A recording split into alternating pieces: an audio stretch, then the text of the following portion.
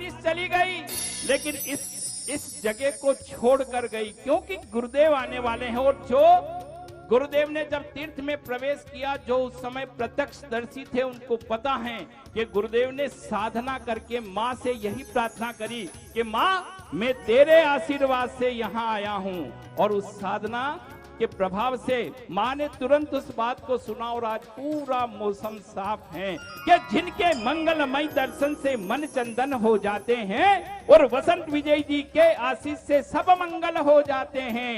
और देने मौसम में निसरा गुरुदेव जहाँ भी जाते हैं, वहाँ के जैन अजैन सभी जन नित नित आनंद पाते हैं। तो सुनकर गुरु की महिमा को हमने भी किया विचारा है, कि सुनकर गुरु की महिमा को हमने भी किया विचारा है, कि सारे जहां से अच्छा हमको वसंत विजय गुरु प्यारा है, वसंत विजय गुरु प्यारा है।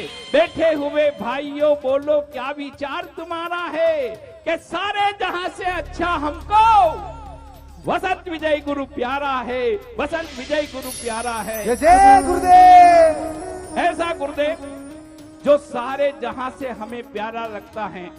आज कई भक्त, कोई अहमदाबाद से, कोई चेन्नई से, कोई बेंगलोर से, कोई कृष्णगिरी से आए, किसी को टिकट कंफर्म हुआ, किसी का नहीं हुआ, लेकिन सभी यहाँ गुरु शरण में आ गए। तो सब भक्तों ने एक ही बात कही कि कितना भी रोलूं तो आंचल नम नहीं होता, कि कितना भी रोलूं तो आंचल नम नहीं होता, और इन आंखों के बरसने का कोई मौसम नहीं होता। अरे मैं तो हर मुसीबत में सुरक्षित रहता हूँ, क्योंकि मेरे गुरु की दुआओं का खजाना कभी कम नहीं होता। गुरु जो हमेशा दुआ करते हैं, गुरु जो हमेशा भक्तों के लिए आशीष देते हैं। आइए ऐसे आशीष प्रदाता, भक्तों को धर्म का मार्ग दिखाने वाले ऐसे डॉक्टर वसंत विजय गुरुदेव का अरहंतो भगवन्न इंद्र महिता सिद्धश्च सिद्धि स्थिता आचार्य जिन शासनोन्नति करा पूज्या उपाध्यायका श्री सिद्धांत सुपाठका मुनिवर रत्नत्रयाराधका पंचैते परमेष्टिनं प्रतिदिनं कुर्वन्तु वो मंगलम्। जगत एवं जीव योनियों के ज्ञाता, जगत को आनंद प्रदान करने वाले, जगत के नाथ, जगत बंधु, जगत पितामह, जगत मित्र, जगत सखा, जगत पूज्य, जगत कल्याणी श्री भगवान चिंतामणि पार्श्वनाथ चरण की श्री चरणों को कोटि कोटि वंदन करते हुए आज प्रभु के इस पावन जन्म कल्याणक महोत्सव पर प्रभु श्री चिंतामणि पार्श्वनाथ को कोटि कोटि वंदन करते हैं, कोटि कोटि धन्यवाद करते हैं कि प्रभु आपका जन्म हुआ, हमारा जीवन सफल हुआ। अगर थॉमस अल्वा एडिसन का जन्म नहीं होता तो शायद कह नहीं सकते कि बिजली का आविष्कार कौन करता। हो सकता कि 200-300 वर्ष बाद कोई करता, लेकिन हर एक के जन्म ने हमको कुछ दिया है। आज जिस रेलगाड़ियों में बैठते हो, आज जिस फ्लाइट में आप उड़ते हो, इन फ्लाइटों का आविष्कार राइट ब्रदर्स ने किया, जिनके बाद आज तक उस सुविधाओं का लाभ हम उठा पाते हैं। गांधी जी ने देश में अनेकों अहिंसा आंदोलनों के द्वारा स्वतंत्रता दिलाई। स्वतंत्र भारत के श्वास को हम आज बड़े प्रेम से ले पा रहे हैं। एक व्यक्ति का जन्म बहुत महत्वपूर्ण है। आप बोलो कि कितने लोग मसान में चले गए, क्या महत्वपूर्ण है? आपके दादाजी नहीं होते, परदादाजी नहीं होते तो आपके पिताजी नहीं होते, न पिताजी नहीं होते तो आप नहीं होते। हर एक का जन्म, भले ही वो छोटा हो, भले ही बड़ा हो, भले ही कहीं का हो, भले ही कहीं का हो, हर एक का जन्म जरूर कोई न कोई एक मायना रखता है। भले ही छोटा व्यक्ति हो, छोटे से छोटा व्यक्ति हो, आप ध्यान रखना, 1 रुपया कभी लाख नहीं हो सकता। 1 रुपया कभी लाख नहीं हो सकता, लेकिन लाख से 1 निकल जाए तो वो भी लाख नहीं हो सकता। छोटी सी छोटी चीज मायना रखती है। ये छोटी चीज जिसको आप बहुत छोटी समझो, लेकिन वो छोटी चीज बहुत बड़ी मायना रख लेती है। कभी कभी इतना बड़ा बर्तन भर के चावल बनाया, लेकिन इतना सा नमक नहीं डालो अंदर तो किसी के मुंह लगाने लायक नहीं होती। इतनी सी नमक इतने बड़े चावल के बर्तन को स्वादिष्ट बना देती है। इतनी बड़ी रोटी में एक टीपा घी उस रोटी को स्वादिष्ट बना देती है। देखो हमारे अनीश भाई कोटारी कितना मेहनत करते हैं। भैया देखो उधर जो ब्लू शर्ट पहन के खड़े हैं, लाइव चल रहा है, उनको बताइए इधर।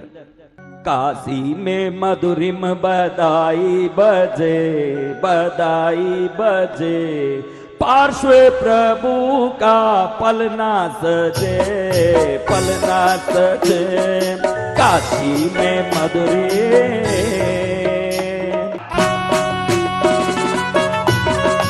बहनों हाथ ऊपर रखना।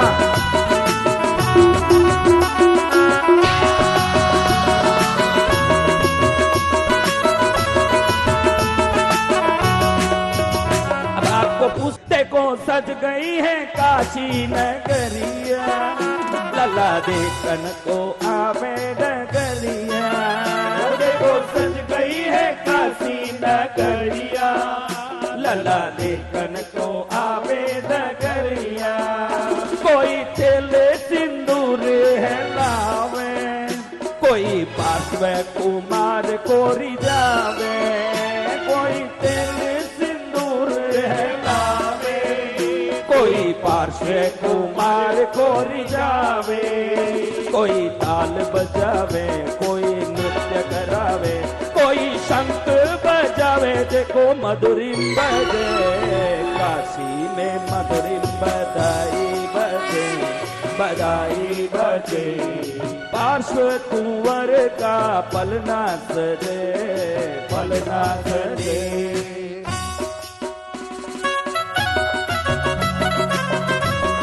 हाथ ऊपर।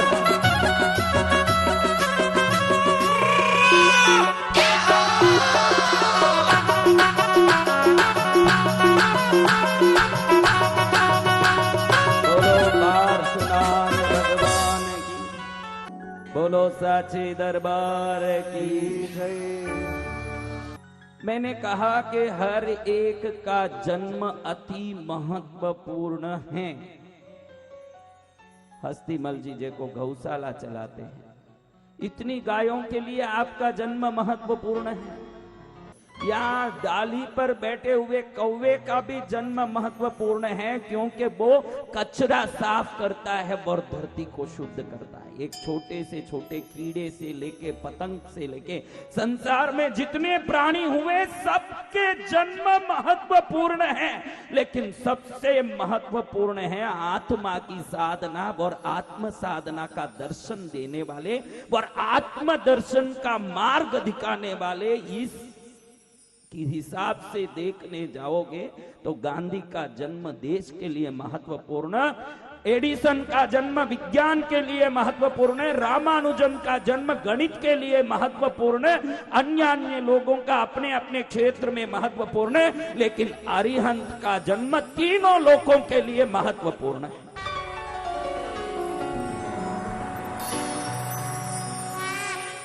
ये जितने संसार के प्राणी हैं मुझसे प्रभु बहुत हटके हैं।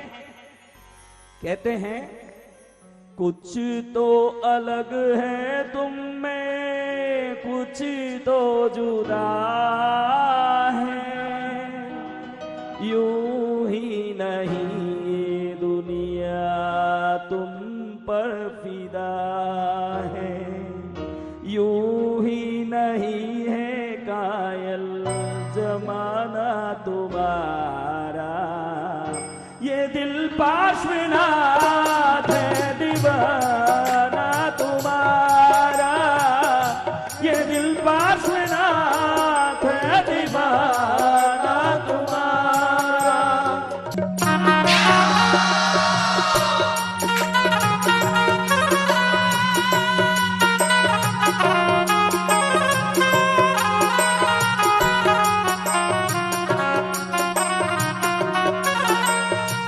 ना कुछ और सूझे ना कुछ और बाए, तुम्हारे ही नगों में ये लब गुनगुनाए, कुछ और सूझे न कुछ और भाए, तुम्हारे नभ में ये लब गुनगुनाए। जब से बना है ये दिल निशाना तुम्हारा, ये दिल पासना है दीवाना तुम्हारा। ओ ये दिल पासना है दीवाना तुम्हारा। ताली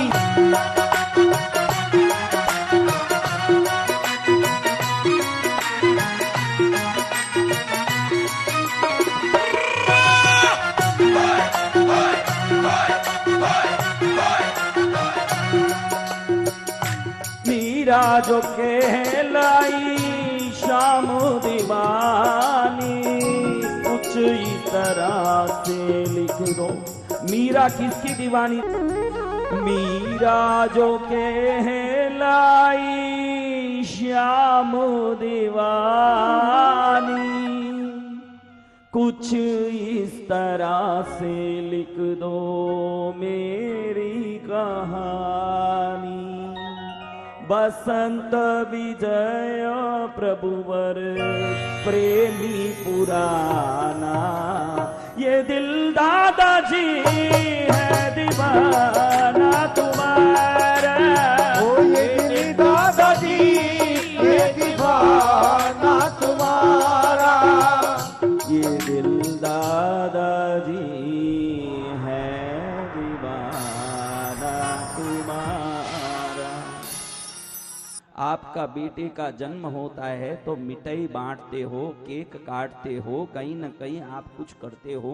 आपका जन्मदिन है तो एक इच्छा रखते हो कि पति कम से कम एक साड़ी लाके आपको दें। आपके बेटे का जन्मदिन है तो आप उसको कपड़ा दिलाते हो। परमात्मा का जन्म कैसे होना चाहिए कोई बताएं मुझे। आज बहुत लोग देख रहे हैं, मुझे उनको पूछना चाहता हूं कि ईश्वर का जन्म, परमेश्वर का जन्म, परम परमेश्वर का जन्म कैसा होना चाहिए। हम करेड़ा आए हैं, मंदिर में दर्शन कर रहे हैं, प्रभु को नमन कर रहे हैं, ठीक है, बहुत बढ़िया, ये तो रोज कर सकते हैं, ये कोई जन्मदिन के दिन करने जैसी बात नहीं है।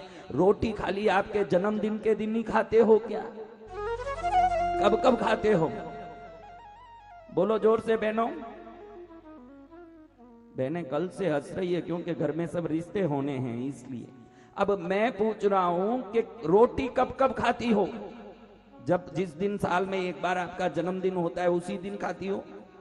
तो फिर ये ध्यान रखना कि ये करेड़ा तीर्थ, यहाँ की सेवा, यहाँ का दर्शन, यहाँ की पूजा, ये तो 365 दिन होने जैसा कर्म है। इससे कोई जन्मदिन साबित नहीं होता, इससे कोई जन्म कल्याणक साबित नहीं होता। फिर जन्मदिन कैसे मनाया जाए?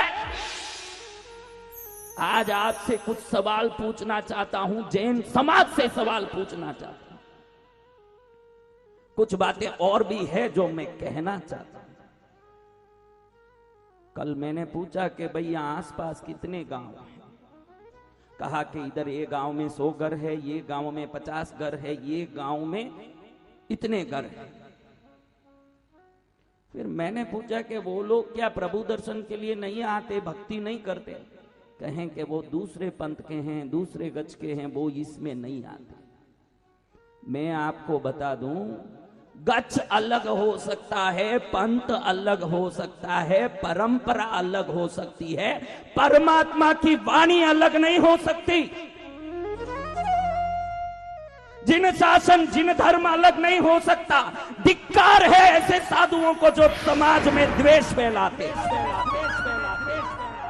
धिक्कार है ऐसे साधुओं को जो समाज में फूट डालते हैं। और आप किसी गुरु के नाम से घंटी बंधे हुए हो तो घंटी मत खोलो, लेकिन उसी घंटी को बजा बजाते दूसरे गुरु के चरण में जाना सीखो।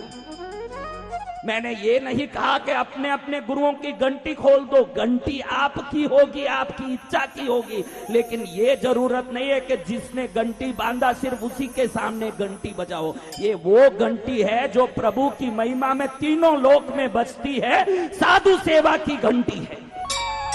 अगर कोई यहाँ भोपाल सागर में ही रहता है, वो सोचता है कि मैं इस गच्छ का हूं, इस पंथ का हूं, तो इधर नहीं जा सकता, तो उसने संत वाणी को नहीं, महावीर वाणी की अपमान की है, संत वाणी का नहीं।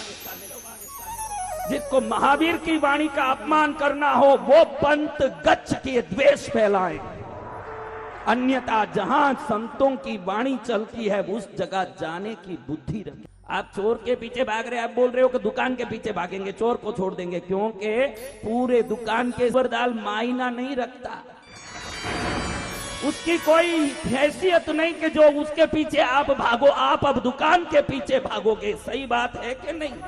तो आपको हाथ जोड़ के कहता हूं, ये एक जमाना था जब आप थोड़ा बहुत पंथ गच्छ के झगड़ा करते तो भी चलता, लेकिन पूरा जैन समाज में पूरे संस्कार का दुकान ही जल रहा है, तो पहले संस्कार सुधारने जाइए, गच्छ सुधारने बाद में देख लेना। आज पूरा संस्कार ठिकाने लग गया। युवा व्हाट्सएप में, फेसबुक में गंदे वीडियो देखने शुरू कर दिया। अंदर बैठे क्या कर रहा है? अभी दिल्ली का एक हमने न्यूज पढ़ा के एक छोटा सा बच्चा किसी वीडियो गेम को देखा जिसमें वो छोटा बच्चा सबकी हत्या करता है, तो दिल्ली में इस बच्चे ने अपने माँ बाप की हत्या कर दी और 4 साल का बच्चा फरार हो गया, पुलिस ढूंढ रहा है। अब दुकान जल रही है ना, आप तूर की दाल के पीछे भागोगे? या हाथ जोड़ लो कि गांव में कोई भी संत आए, किसी गच्छ किसी पंथ के हों, आप अपने गच्छ, अपने पंथ, अपने परंपरा को निभाओ, लेकिन जो संत आए हैं ना उनकी ऐसी आदर करना सीखो कि हजारों संतों के आशीर्वाद से आपकी आत्म साधना की बगीचा खिल उठे और आपका कल्याण हो जाए। हम नहीं दिगंबर श्वेतांबर स्थानक वासी तेरा पंथी, सब एक धर्म के अनुयायी, सब एक धर्म के विश्वासी। हम जैनी अपना धर्म जैन, बस इतना परिचय काफी हो। हम यही कामना करते हैं, हम यही कामना करते हैं, कामना करते हैं, कामना करते हैं, हम यही कामना करते हैं। कान में खिल्ला ठोकने वाले को भी क्षमा करते हुए खड़े हुए ऐसे ज्ञात नंदन भगवान वर्तमान की परंपरा में जिनका जन्म हुआ है, अगर वो किसी को छोटा पंथ, छोटा गच्छ, गंदा पंथ, गंदा गच्छ, नीच पंथ, नीच गच्छ कहलाते हैं, तो समझ लेना कि बोलने वालों को धिक्कार है। महावीर के बताए परंपरा में अनेक गच्छ पंथ हुए होंगे, सबने अपनी सिद्धांतों का कहीं न कहीं सत्य देखा होगा, लेकिन हम उन सभी सत्यों को नमन करते हुए अपने सत्य के साथ चलेंगे, तभी अनेकांतवादी कहलाएंगे, वरना आप अनेकांतवादी के पंथ में जन्म लेके एकांतवादी हो जाओगे, कभी सफल नहीं हो पाओगे। ऐसे ईश्वर के, परमेश्वर के जन्म कल्याणक के दिन में आप सबसे हार्दिक निवेदन है, अगर आप पूजा नहीं करोगे, पूजा नहीं कर सके तो चलेगा, कभी आप सामायिक न ही कर पाए तो कभी चल जाएगा, लेकिन आपके अंदर जब तक द्वेष और राग भरा रहेगा, वीतरागी की पूजा करके भी कभी वीतरागी नहीं बन पाओगे, जीवन भर लटके रहोगे। बोलो पार्श्वनाथ भगवान की। अब सवाल ये आया कि हम भगवान का जन्म कल्याण कैसे मनाएं? क्या हम विदेशी हैं जो केक काटे? फिर मंदिर पूजा भक्ति तो 365 दिन का है, फिर जन्म कल्याण कैसे मनाएं? एक वृद्ध का एक बड़ा दुकान था किराने का, उस व्यक्ति के 2 पुत्र थे, रामू और सोमू। क्या नाम बोलो, जोर से बोलो बहनों। रामू और सोमू 2 बच्चे थे, और पिता ने दोनों को बुला के बोला कि मैं अब जाने वाला हूं भाई, शरीर छोड़ना है, बुढ़ापा एक दिन सबको आता है ना, एक दिन शरीर सबको छोड़ना पड़ता है, मुझे भी आज जाना पड़ेगा। लेकिन बेटा मैंने इस दुकान को अपना जीवन प्राण सब कुछ समझ के पाला है, पोषा है, इस दुकान की वृद्धि की, इस दुकान का तुम ध्यान रखना, हर एक ग्राहक का ध्यान रखना, इस दुकान के पेड़ी के नाम का ध्यान रखना। कभी ऐसा ना हो जाए कोई कहे कि पिताजी चले गए, बेटों ने दुकान बराबर नहीं संभाला, ठगी की, ऐसा कोई शब्द नहीं होना चाहिए। इस दुकान का सुंदर रूप से पालन करोगे तो मेरी आत्मा खुश रहेगी। पिता की बात को रामू और सोमू दोनों ने हाथ जोड़ के माना कि बिल्कुल सही बात आपने कहा पिताजी, हम ध्यान रखेंगे। दोनों बच्चों का नाम क्या है भाई मनोहर जी? हाँ, अब रामू ने क्या किया, दुकान जैसे ही पिताजी गुजर गए, दुकान में पिताजी का बहुत बड़ा फोटो लगा दिया, 3 बाई 4 फुट का। अब उस फोटो के आगे धूप स्टैंड लगा दिया, दीपक लगा दिया, फूल माला लगा दी, 24 घंटा उस पर पूजा करने का प्रारंभ कर दिया। कभी देखो पिता की पूजा करना, भक्ति करना उसी में लगा है। गिराक आ रहे हैं तो वापस जा रहे हैं, ये उसमें ध्यान नहीं दे रहा है। और सोमू गल्ले पर बैठ गया। पिता ने जिस मोल भाव में माल देने का आदत रखा था, उससे भी कम भाव में देने का भाव रखा, और लोगों में इतना ख्याति प्राप्त हो गया। हर एक आदमी कहता है कि सोमू जैसा आदमी नहीं मिल सकता। उसके पिता से भी आगे बढ़ गया, पेड़ी को संभाल लिया इसने, धन्य है इस बच्चे को। ऐसे सोमू की सब तारीफ करते हैं। और सोमू भी दुकान धंधे में मन लगा के बैठा है, रामू पूजा में मन लगा के बैठा है। अब कौन बेटा असली बेटा है आप बताइए भाई। जितने धंधा वाले हैं उनको मेरा ये सवाल है, कौन बेटा सही बेटा है? जोर से बोलो, जोर से। सोमू, सबसे आवाज निकल रही है कि सोमू सही बेटा है जो धंधे का ध्यान रखा।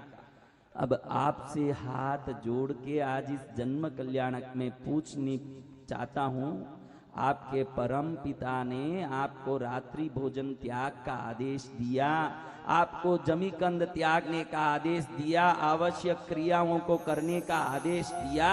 अब आप रामू बन के बाप की पूजा कर रहे हो कि सोमू बन के बाप की बात का पालन कर रहे हो? आप कौन हो ये मुझे बताओ, फिर तो सोमू ठीक है या नहीं बाद में देखेंगे। आप कौन हो?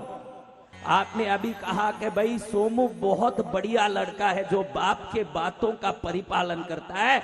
आपके बाप ने भी, आपके पिता ने भी, आपके अरिहंत ने भी, आपके तीर्थंकर ने भी, आपके वितरागी ने भी आपको कहा कि भाई संसार असार है, संयम में सार है। आपने कितना उस चीज का पालन किया? आप पूजा करने वाले बेटों में हो कि उनकी बातों को संभालने वाले बेटों में हो? बहनों भाइयों आप बतावें, आप कौन हो? क्या 3 दिन का अट्टम काफी है? वर्ष में 3 ही दिन नाती हो, बाकी दिन नाती नहीं हो। ये तप जिंदगी भर करने जैसा है, ध्यान रखना। ये 3 दिन का अट्टम आज कर लिया, लेकिन यहां से प्रतिज्ञा लेके जाना कि जिंदगी भर भूखा रहना संभव नहीं है प्रभु, लेकिन ये अट्टम करके जा रहे हैं, सौगन ले रहे हैं कि अब कभी रात में भोजन नहीं करेंगे। दिन भर भले ही करेंगे, पूरा मुंह चलाएंगे, लेकिन रात में कभी नहीं खाएंगे। अभी अट्टम करके भी क्या फायदा, फिर घर जाके आलू कांदा ही खाना है। तो फिर इस अट्टम को किस सर्टिफिकेट बनाने के लिए लेके जाना है आपको? किस परंपरा को निभाने के लिए लेके जाना? अगर सुधरना है तो तप कल्याणकारी है, बिगड़ना है तो तप करके भी क्या फायदा है? कौन कौन अट्टम वाली है? हाथ ऊंचा करे। आदि तो करेगी ही नहीं।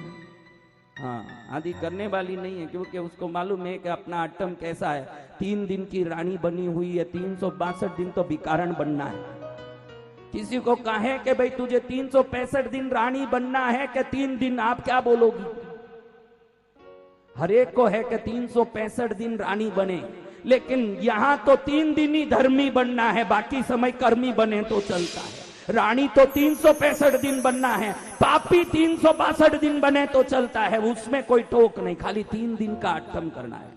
हमको 3 दिन का अट्टम करना है कि जिंदगी भर के धर्म क्रिया का पालन करना है। आप क्या बोलते हो? बोलो भाई मेरे, बोलो। सोमू बनना है कि रामू बनना है? भाइयों, आपको सोमू बनना है कि रामू बनना है? जीवन में परिवर्तन, देखो हम महावीर को खूब मानते हैं कि नहीं? कौन कौन महावीर को मानते हैं? हाथ ऊंचा करो। महावीर को मानने वाले अब यहां हाथ रखे। महावीर को मानने वाले तो हैं, मैं मान लिया क्योंकि मैं भी मानता हूं। लेकिन अब पूछता हूं, महावीर की मानने वाले कितने हैं? वो हाथ ऊंचा। महावीर को मानने वाले तो बहुत हैं, महावीर की मानने वाले कितने हैं? हम महावीर को तो बहुत मान लिए। हम ऐसे रामू हैं जो घंटी बजाने में विश्वास रखते हैं, चंदन लगाने में विश्वास रखते हैं, उनके अहिंसा के सिद्धांत के पालन में कोई विश्वास नहीं रखते। मन मर्जी का काम करना, लेकिन माने पार्श्वनाथ को। हम कहां बैठे हैं? कहां बैठे हैं अभी? ये कार्यक्रम कहां चल रहा है? करेड़ा में मरेड़ा लेके बैठे हैं, लेकिन हमको ये ध्यान नहीं आता है कि ईश्वर का जन्म तो उनके सिद्धांतों के पालन से सफल होगा। क्योंकि पार्श्वनाथ ने अगर ये चाहा होता कि चंदन केसर लगाए मेरे ऊपर, तो राजमहल छोड़ के जंगलों में क्यों जाते? क्यों राजमहल में केसर की कमी थी क्या? राजमहल में चंदन की कमी थी क्या? फिर क्यों गए? क्योंकि उनको चंदन केसर की नहीं, आत्म साक्षात्कार की जरूरत थी। और जो आत्म साक्षात्कार के पीछे लगेगा वही महावीर का होगा, पार्श्वनाथ का होगा। आपको एक बात बताना चाहता हूं। आज हम परिवर्तन के 5 सूत्रों को समझ लें कि परिवर्तन हमारे में क्या क्या आना चाहिए। अभी कितने लोगों में परिवर्तन है और कितने लोग परिवर्तन चाहते हैं? कम से कम चाहते हो तो भी हाथ ऊंचा करो कि गुरुदेव हम परिवर्तन चाहते हैं। हम कम से कम कोई परिवर्तन चाहते हैं हमारे जीवन में। सबसे पहले आज जो हमारी दिशा चल रही है, इतनी स्वार्थ की दशा है। आपको बता दूं कि जिससे हमको काम है उसको देखते ही चापलूसी शुरू कर देते हैं, हाँ हुजूरी कर देते हैं। लेकिन जिससे कोई लेना देना नहीं, वो सामने ही गली में जाता हो तो मुंह फिरा के चलते बनते हैं कि नहीं भाई? देखो ये बच्चे भी इतने खुश हो गए, कलाकार हैं, पैसे लेते हैं, लेकिन समझना मत कि सब चीज पैसे में बिकता है। मन जो है, मन का भाव जो है, भाव का तरंग है, ये कोई भी पैसे से खरीद नहीं सकता। इस साधु की वाणी सुन के ये बच्चे भी ताली बजा रहे हैं, आप बाकी हो अभी बजाए नहीं। ये बच्चे बजा रहे हैं कि आज हम स्वार्थ में इतने ऊंचे पहुंच गए, सामने ही अपना परिचित जा रहा है लेकिन मुंह फिराते चलते बनते हैं कि भाई जाता होगा, अभी कोई काम नहीं। जिस दिन काम पड़ेगा फोन लगा के भी कुशल क्षेम पूछ लेंगे कि करो भाई, घना दिन भी याद नहीं करिया, कई बात है, समझ लेना कि कुछ लेना देना आ गया इसलिए याद करता है। जमाना इतना स्वार्थ का है, कोई किसी को याद करता हो बिना काम कोई याद नहीं करे। कोई बहन घर में आ गई, सोचो कि फोगट में आई होगी, कम से कम दही का जामन तो भी लेने आई होगी, फोगट में तो कोई आने वाली नहीं। इतना जावन तो भी चाहिए, तब पहुंच गई होगी कि कहीं जावन पहली तो पूछेगी कि कहीं सब ठीक है, काम काज भेगियो, रसोई कर लिया, कहीं कहीं चाल रही हो, घर सफाई भेगियो, कहीं पचे थोड़ा जामन में तो दीजो नहीं, समझ लेना कि किस लिए आई। बिना काम कौन आवे? बोलो बहनों, बिना काम कौन आवे? आप बिना काम कहां जाती हो? मतलब निकालने सब तैयार। एक आइस की फैक्ट्री थी। इस आइस फैक्ट्री की ख्याति इतनी बड़ी थी कि हर एक इस आइस फैक्ट्री से माल लेना चाहता, तो बहुत बड़ा कारोबार था। इसका सुपरवाइजर जो आइस फैक्ट्री का था, उसको लाखों रुपयों का पगार था। वो पूरा आइस फैक्ट्री का ध्यान देना, संभालना, क्योंकि आइस फैक्ट्री में अगर 10 डिग्री भी ऊंचा तापमान हो जाए तो पूरा आइस क्या हो जाएगा? बोलो डॉक्टर साहब, बोलो क्या हो जाएगा? पिघल जाएगा। तो इसका ध्यान देना उनका कर्तव्य था, आइस फैक्ट्री का ध्यान देना उनका कर्तव्य था। तो सुपरवाइजर एक दिन जब 6 बजी थी, फैक्ट्री बंद होने का टाइम हुआ, उसको याद आया कि मैं मॉनिटर चेक कर लूं कि आइस बराबर है या पिघल रहा है। जैसे ही वो 6 बजे अंदर गया और मॉनिटर चेक करने लगा कि तापमान सही है या नहीं, ये इधर ध्यान दे रहा, इतने में बाहर से फैक्ट्री के दरवाजे बंद हो गए।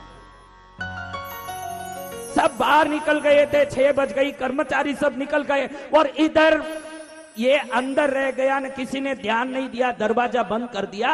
अंदर -15 डिग्री का तापमान है। इतना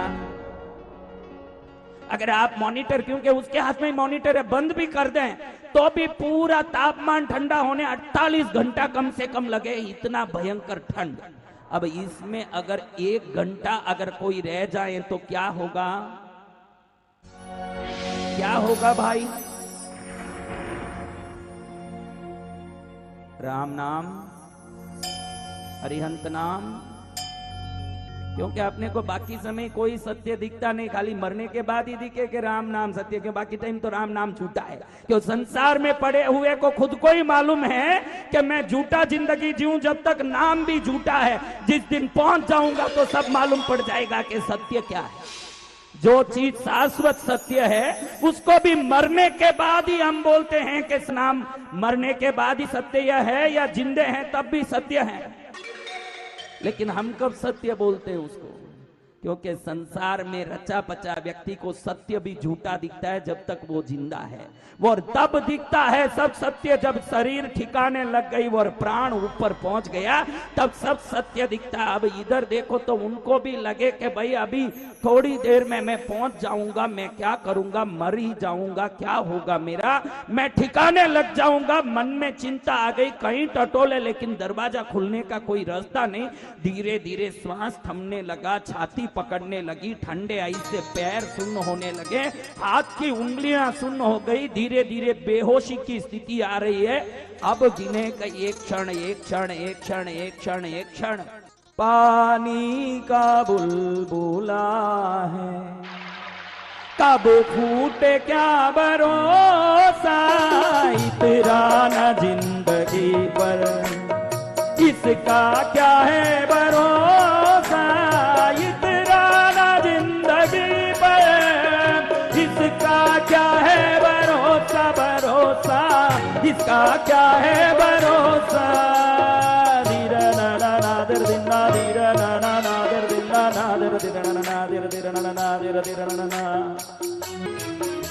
हाथ ऊपर,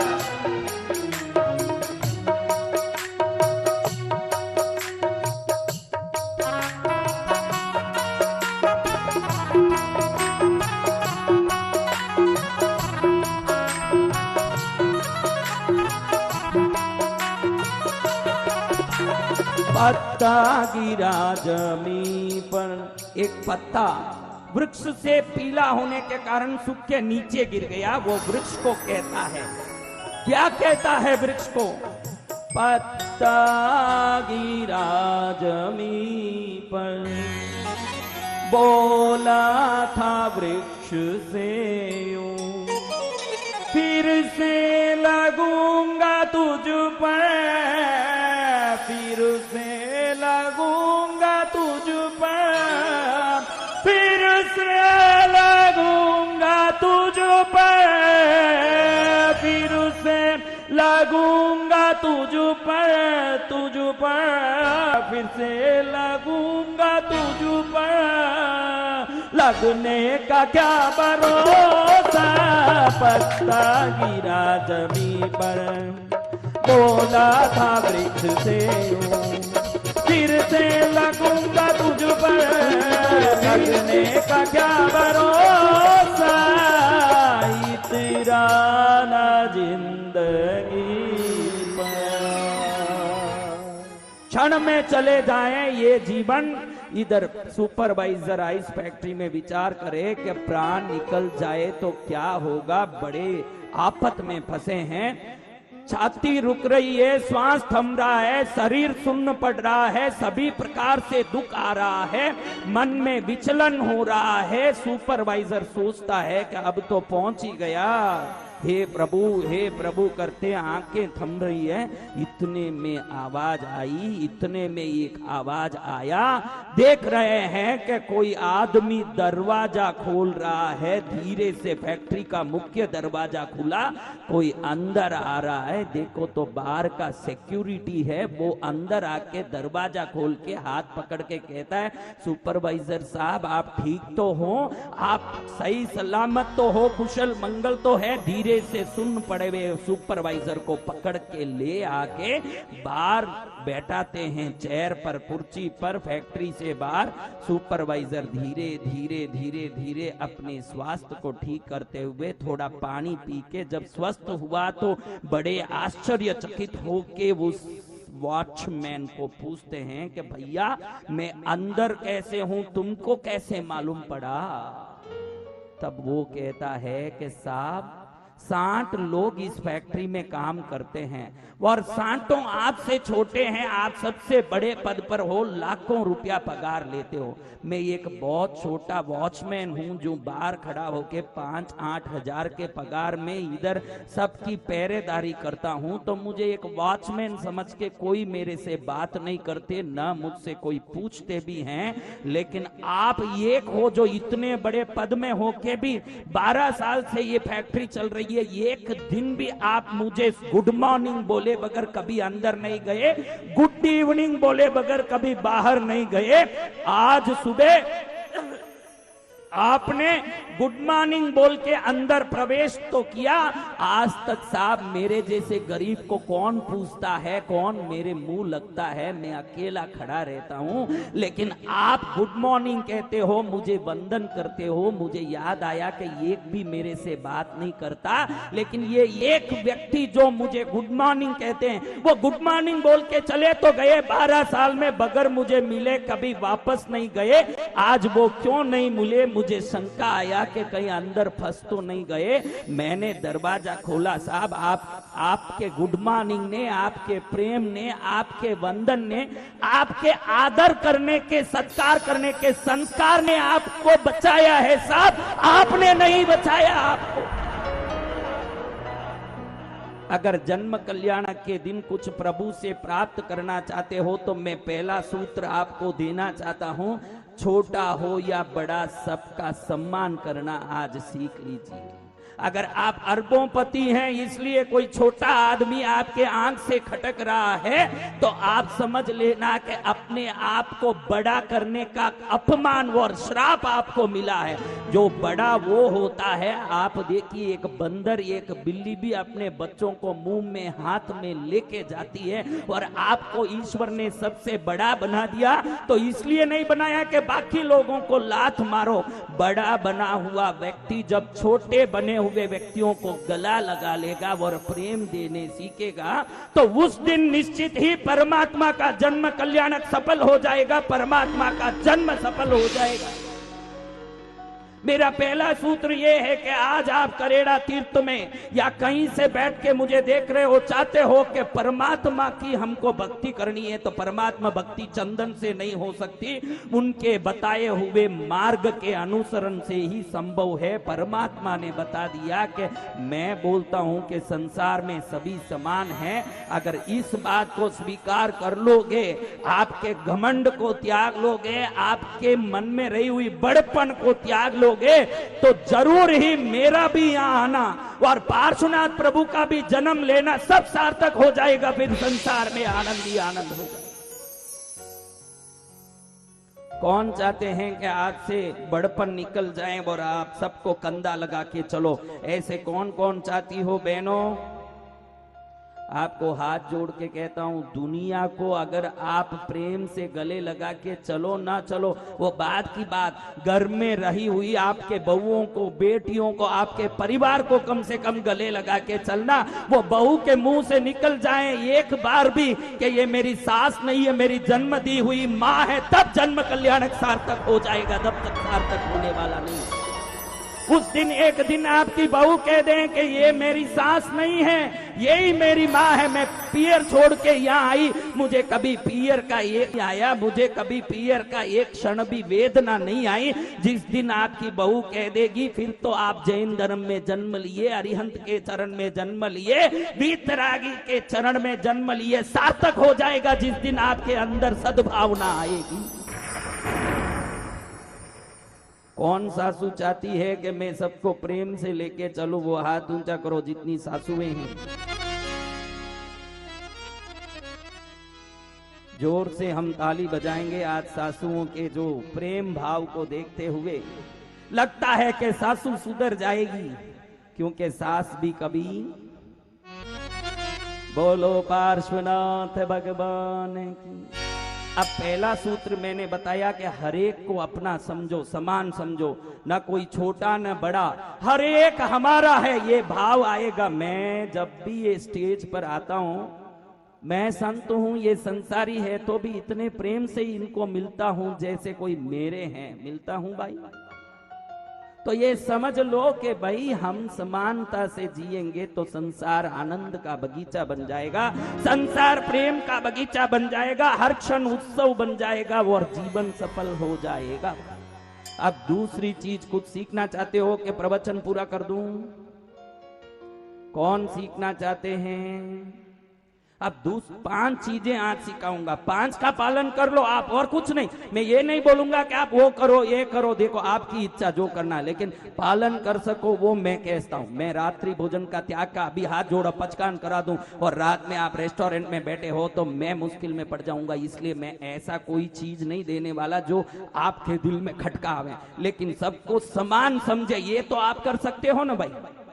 सबको प्रेम करो, ये तो आप कर सकते हो ना भाई।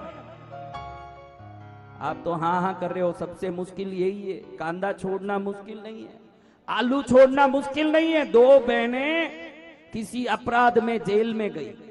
कहां गई? किसी अपराध में जेल में गई, 14 साल का जेल हो गया। कितने साल का भाई सोनू? 14 साल वनवास जैसे जेल हुआ, दोनों को एक ही कमरा मिला। अब 14 साल तक सिर्फ दोनों ही थी उसके अंदर, तो क्या करी होगी दोनों मिलके? बोलो बहनों। देखो बहनें बोले बातें करी होगी, क्योंकि बहनों का एक तो जन्म सिद्ध अधिकार है कि बातें करें। अब दोनों बातें करती रही, 14 वर्ष पूरा हुआ। कितना वर्ष? क्या 14 दिन, 14 हफ्ता, 14 मिनट, 14 सेकंड, 14 वर्ष। वार्डन आया एक दिन, बोलता है कि बधाई हो बहनों, तुम्हारी छुट्टी हो गई, 14 साल पूरा हो गई, अब तुम घर जा सकती हो। दोनों गले मिलके रो रही है, कह रही है कि ये नालायक अपने को छोड़ने की बात कर रहा है और अपने को खोल के छोड़ देगा। अपन 14 साल में अपनी बातें पूरी कर ही नहीं सकी, अभी तो कई बातें बाकी है, इतने में ये क्यों छोड़ रहा है? और कहती है कि तू तेरा मोबाइल नंबर दे देना, बाकी बातें अपन घर जाके करेंगे, बाकी जितना भी डिस्कशन करना है ये अपन घर जाके करेंगे, आराम से करेंगे। यानी बहनों को बोल दो कि तपस्या करो। एक बहन आई, बोलती है कि मेरा पति कभी भी खटपट करता रहता है, कुछ उपाय बताओ ज्योतिष जी। ज्योतिष जी ने कहा कि मैं एक प्रभाविक तावीज दूंगा जिससे तेरा पति मुंह ही नहीं खोलेगा तेरे सामने, लेकिन इस तावीज को जब भी तेरा पति आवे ना, तेरे दांत में अंदर रख के दबा के पकड़ के रखना पड़ेगा, और वो तावीज को हिलाना नहीं है, वो उस तावीज को हरदम दांत में दबा के रखना है। अब जब भी पति आवे, ये दांतों के बीच में तावीज रख के मुंह बंद कर ले, मुंह खोले नहीं। और देखती है कि 7 दिन में ऐसा परिवर्तन आया कि पति मुंह ही नहीं खोले। ज्योतिष के पास जाके बोले, ज्योतिष जी धन्य हो आप, आपकी शक्ति को धन्य है, आपने जो तावीज दिया वो ऐसा असर कर रहा है कि मेरा पति आज तक 7 दिन में मेरे सामने मुंह ही नहीं खोला। ज्योतिष बोले वो मेरे तावीज का असर नहीं है, तेरा मुंह बंद करने का असर है कि तेरा पति शांत। कम से कम तू मुंह बंद करी तब तेरा पति शांत। बेटा ये तावीज नहीं, बाटा लेके भी मुंह में डाल के बीच के बैठ जाएगी दांत, तो अपने आप तेरा पति शांत रहेगा। जब तक वो कोई शांत रहने वाला तो ऐसी बहनें सिर हिला रही है कि हम प्रेम करेंगे, शांति से रहेंगे, देरानी को बहुत अच्छे से संभालेंगे। तुम कांदा छोड़ सकती हो, आलू छोड़ सकती हो, मांस कामन कर सकती हो, अगर जिस दिन निंदा ईर्ष्या छोड़ दोगी, मैं नीचे उतर के मन से आके तुम सबको वंदन करूंगा, क्योंकि वो बहुत भारी काम है।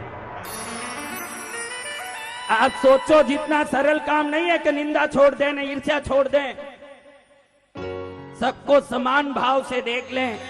देरानी एक आंख में खटक रही है तो सासू एक आंख में खटक रही है, इस तरफ सासू खटके तो इस तरफ। जब ये घरवाली अपनी लग जाएं तो कल्याण हो जाए। पहला मैंने क्या सिखाया आज आपको बताओ, एक मीठालाल जी क्या सिखाया पहले? बहनों बोलो। सबको समभाव से देखें, सबको प्रेम करें, सबके प्रति अपनापन सद्भावना रखें। अब दूसरी बात,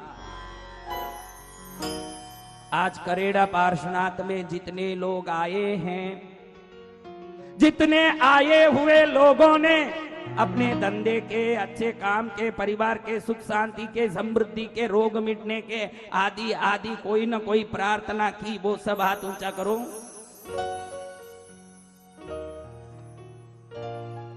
एक आदमी बहुत बड़ा प्रभु भक्त था, जो प्रभु भक्ति में मस्त हो जाता तो सब कुछ भूल जाता।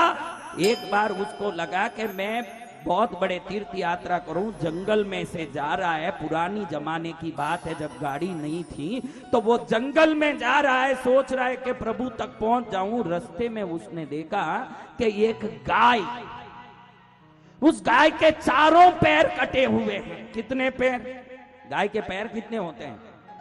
चारों पैर कटे हुए हैं, गाय पिंड की तरह पड़ी हुई है। ये विचार में वहीं खड़ा हो गया कि अब ये गाय जो पिंड की तरह पड़ी है, इसको कोई घास डालता है क्या? ये कैसे जिंदा है? इसको विचार में आ गया कि ये कैसे जिंदा है, सोच आ गई इसको। अब ये गाय को देख के विचार में पड़ा, वहीं खड़ा हो गया कि देखता हूं कि इसको कोई घास डालता है क्या, इसको भी कभी कुछ मिलता है क्या।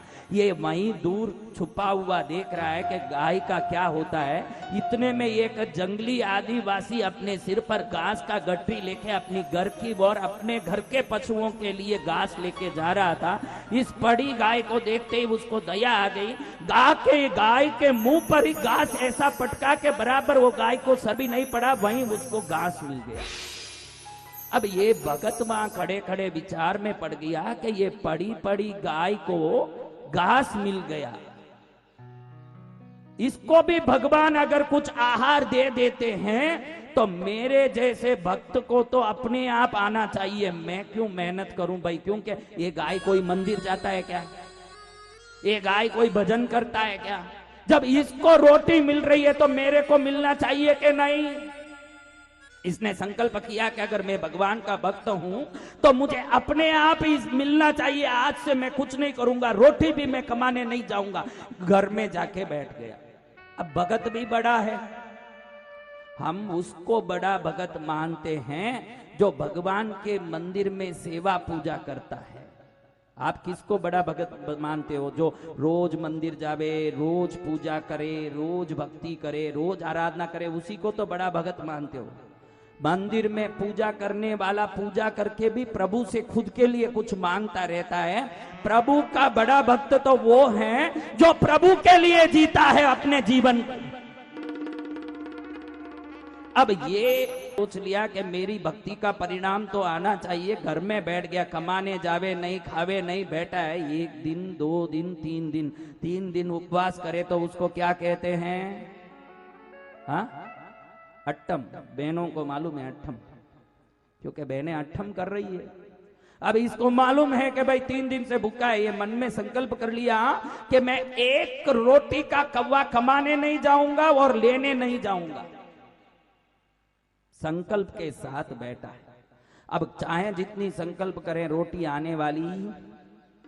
ये बड़ा गुस्से में आ गया, सोचता है कि देखो मैंने इतनी भक्ति की, इतनी साधना की, मुझे कुछ नहीं मिला।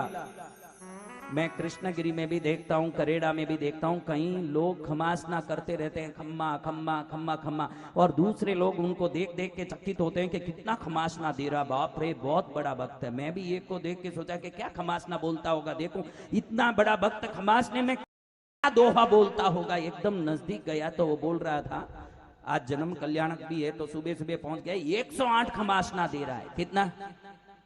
आपको 12 खमासना बोला, वो भी अभी तक पूरा नहीं हुआ, सब यूं खाली भूखी बैठी है। किसी ने वहां सातिया किया नहीं, प्रदक्षिणा किया नहीं, खमासना किया नहीं, लोगस बोला नहीं। लेकिन इसने सुबह सुबह कितना खमासना कर दिया? 108। मैंने सोचा जबरदस्त खमासना कर रहा, सुनूं कि क्या दुआ बोल रहा। मैंने आपको बोला, परम पंच परमेष्टि मां परमेश्वर भगवान चार निक्षेपे ध्याइये नमो नमो श्री जिनबान। ये खमासना देना चाहिए। अब वो अलग ही बोल रहा था, मैं सोचा ये क्या खमासना देता है, पूछ तो लूं। नजदीक गया तो सुना तो, हे पार्श्वनाथ दादा थाने गणी रे गणी खम्मा। मैंने सोचा वाह रे बाप रे, प्रभु की ऐसी खमासना देता, धन्य है इसको। फिर बाद में सुना तो मालूम पड़ा कि इसके खमासने के क्या तरंग हैं। फिर बाद में बोलता है, माने 100 करोड़ दे दो,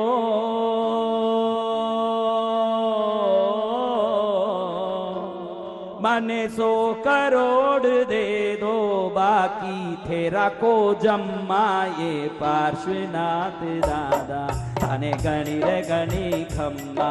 ये पार्श्वनाथ दादा थाने गणी रे गणी खम्मा। माने 100 करोड़ दे दो, बाकी तेरा को जम्मा। ये नाथ दादा थाने गणी रे गणी खम्मा। अब बोलो ये खमासना कैसी, प्रभु की के खुद की?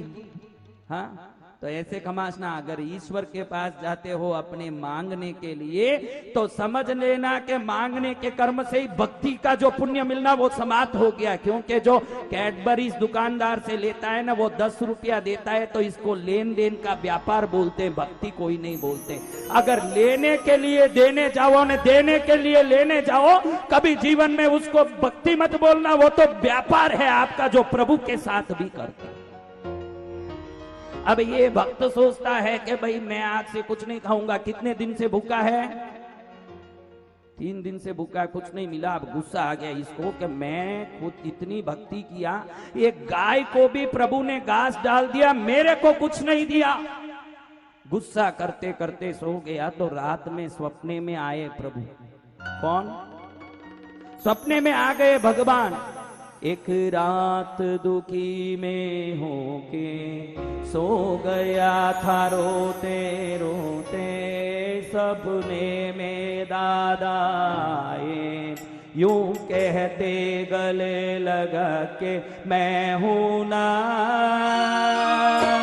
क्यों चिंता करता है, तेरे होते क्यों डरता है, मैं हूं ना, क्यों चिंता करता है, मेरे होते क्यों डरता है।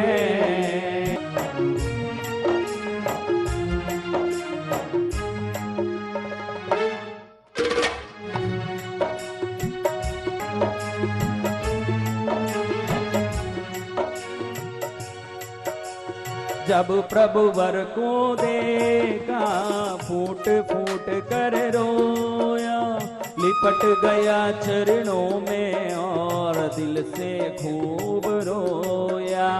जब प्रभु वर को देखा फूट फूट कर रोया, लिपट गया चरणों में और खूब खूब मैं रोया। यूं धीरे मुझे उठा के गले से मुझे लगा के, यूं धीरे मुझे उठा के गले से मुझे लगा के, मैं हूं ना, क्यों चिंता करता है, मेरे होते क्यों डरता है, मैं हूं ना,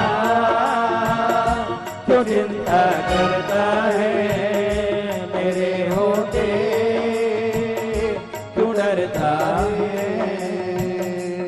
अब रात में प्रभु स्वप्न में आ गए और स्वप्न में उसको कहते हैं तू क्यों दुखी है। ये स्वप्न में प्रभु आपने उस पैर टूटे गाय को भी घास डाल दिया, लेकिन मुझे रोटी नहीं डाला। मैं आपके इंतजार में बैठा रहा, लेकिन आपने मुझे एक कव्वा रोटी नहीं डाला। प्रभु हंसते हंसते कहते अरे तू धनाढ्य है, पैसा वाला है, तुझे सीख लेनी थी तो वो जो जंगली घास लेके जा रहा था ना, उसको देख के सीख लेना था कि मुझे भी कुछ देना चाहिए। तू लेने की सीख लेके बैठा, देने की सीख लेके नहीं बैठा। अगर सीख ही लेना है तो दोनों पक्ष से सीख ले सकते हैं, उस गाय से भी, वो घास डालने वाले से भी। प्रभु स्वप्न में उसको कहते हैं वो जंगली बेचारा आदिवासी कुछ नहीं है, उसके पास घास काट के ले गया, उसको भी बड़े दया से गाय को डाल के चले गया, और तुम उस गाय की तरफ पड़े पड़े खाने की सोच करके बैठ गया। तू ये नहीं सोचा कि मेरे पास काम है, धंधा है, संपत्ति है, तो मैं किसी दूसरे का काम आ सकता हूं। एक जंगली भी घास डाल सकता है, तो मैं तो संसार में गरीबों को हलवा भी डाल सकता हूं। मुझे देना सीखना चाहिए। दूसरा सूत्र आज आपको यही बता रहा हूं बहनों भाइयों, आप बहुत कुछ कर सकते हो। इधर है जो कल भी मैंने बताया कि बहनें मांस खामन भी की हुई होगी, लेकिन आज तक एक नथनी भी खोल के किसी गरीब को पकड़ाई हुई नहीं होगी, क्योंकि फोगट में भूखे मरना तो अपना सिद्धांत है कि भाई तपस्या कर रहे हैं। लेकिन जब आपका हाथ ये जो है खाली यूं यूं यूं यूं कर रहा है, ये एक दिन यूं यूं यूं यूं करेगा तो निश्चित ही परमात्मा का जन्म सफल हो जाएगा और जन्म में कल्याणक सफल हो जाएगा। जब आप देना सीखोगे, जिस दिन आप देना सीखोगे उस दिन समझना कि ऐसे अरिहंत का जन्म सफल हुआ, क्योंकि अरिहंत खुद के मोक्ष तक नहीं, आपके मोक्ष तक भी चाहते हैं। और जब आप मोक्ष जाने चाहते हो, दान धर्म दया भाव रखोगे तब मोक्ष मिलने वाला है। और इसके लिए आपको भी क्या सीखना पड़ेगा बहनों, क्या सीखना पड़ेगा? 100 रुपया भी गौशाला में हर वर्ष कम से कम एक चीटी फड़ाओगे तो समझूंगा कि धीरे धीरे सीख लिया। एक साधु एक व्यक्ति के पास रोज जाके बोलते थे भवति भिक्षाम देहि, भवति भिक्षाम देहि। वो बड़ा कंजूस था, बोलता चल चल चल, लेकिन रोज वहीं आके खड़े हो जाते थे। तो एक दिन गुस्से में उसने एक बहुत बड़ा पत्थर उठा के उनके झोली में डाला। अब उनका शिष्य बोलता है कि इसको गाली दीजिए महाराज, ये आपके झोली में पत्थर डाल रहा है। तो महाराज बोले कि गाली क्या देना, इसको तो आशीर्वाद देना है, क्योंकि आज तक डालूं, आज पत्थर डाला है तो कल आटा भी डालेगा, आज पत्थर डाला है तो कल रोटी भी डालेगा। देने सीखो, देने सीखो कि आपके जीवन में कुछ मिले। जिसको मिलना है, जो देगा उसी को मिलेगा। फूल दोनों एक ही डाली में खिलते हैं, एक प्रभु के चरणों में, दूसरा मुर्दे पे चढ़ता है। फूल दोनों एक ही चमन में खिलते हैं, अपने अपने कर्मों का फल सबको मिलता है। पत्थर दोनों एक ही पहाड़ से निकलते हैं, एक प्रभु की मूरत बनती, दूसरी ठोकर खाती है। पत्थर दोनों एक ही पहाड़ से निकलते